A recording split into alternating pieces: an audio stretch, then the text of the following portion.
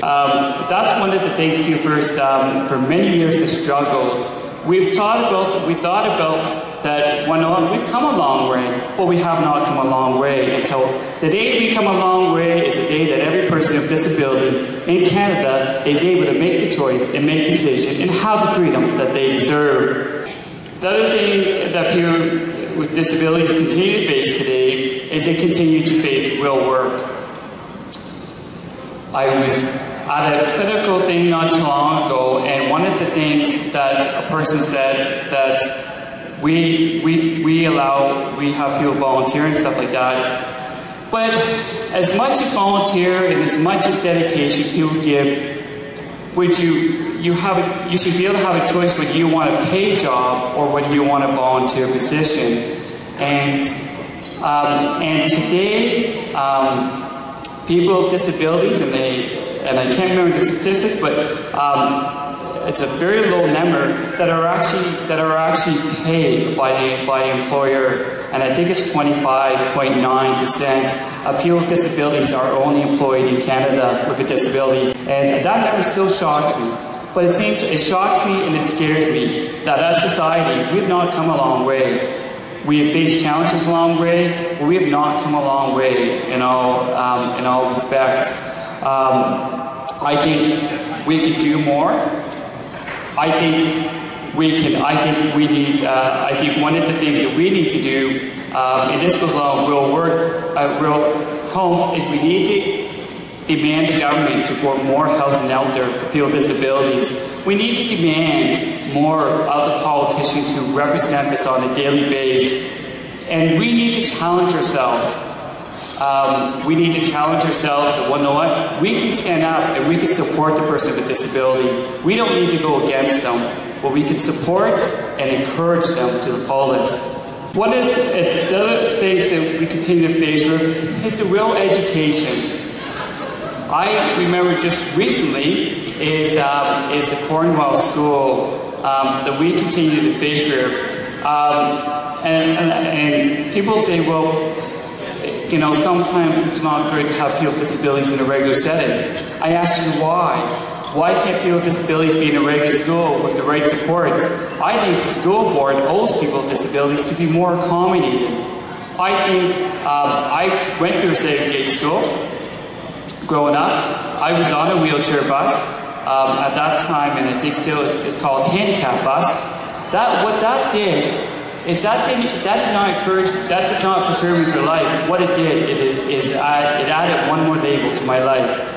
One more label that I didn't need to have there, where people thought that he's in this special ed school, he's on this special ed bus, that he doesn't know anything.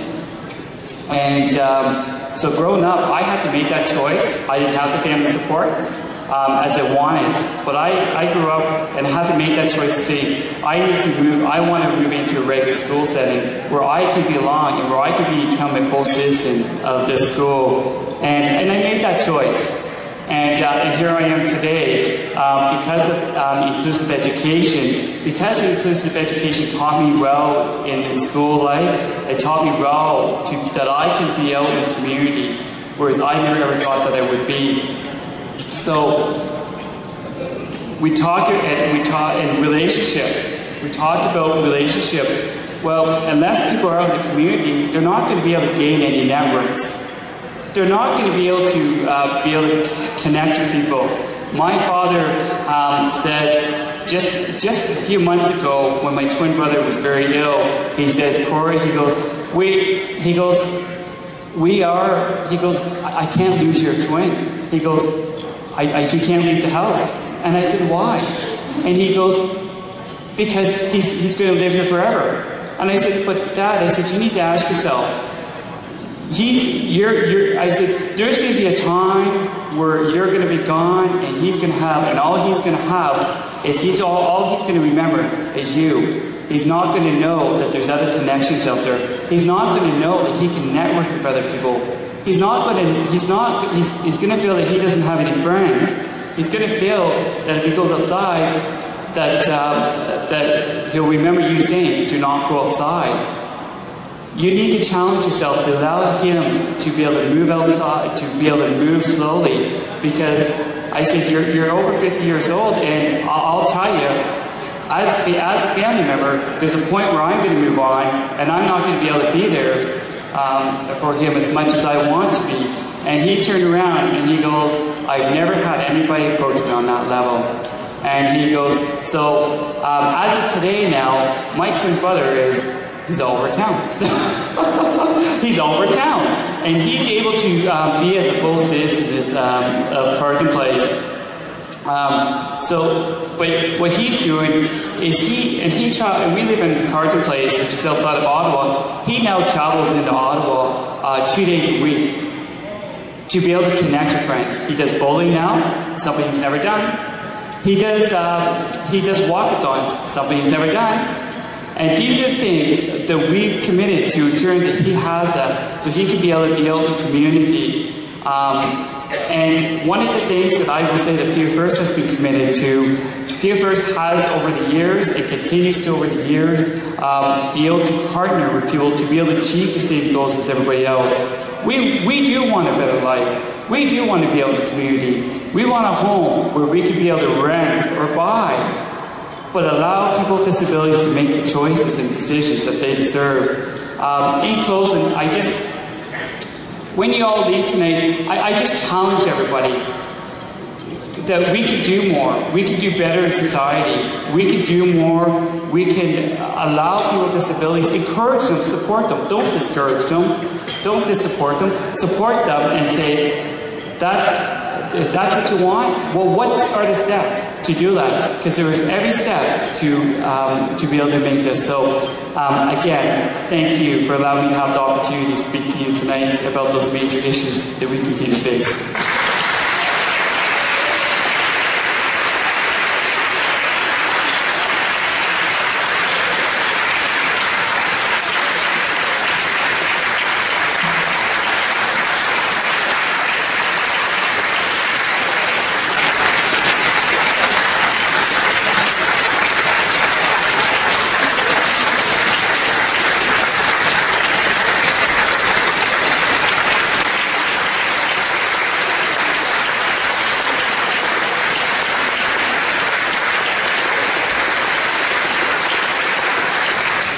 Well, we put you on the spot quite a lot. I'll do it one more time. I just want to say, using Kory as an example of a human being in this world, if we go back to the story he was telling, if he had not gotten out of the segregated school, if he had not gotten out of the segregated housing, the message that came to you tonight that you so much appreciated would not be here. And there are many other human beings, just like Kory, that have just as much to offer that don't get that chance. So let's take his message and think about that and go forward tonight and do something. Thanks, Kory.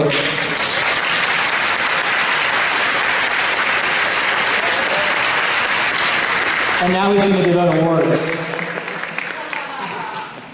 But they should have the equal right to develop their talent and their ability and their motivation to make something of themselves. This is what we're talking about, and this is a matter which concerns this country and what it stands for. And in meeting it, I ask the support of all of our citizens. Thank you very much.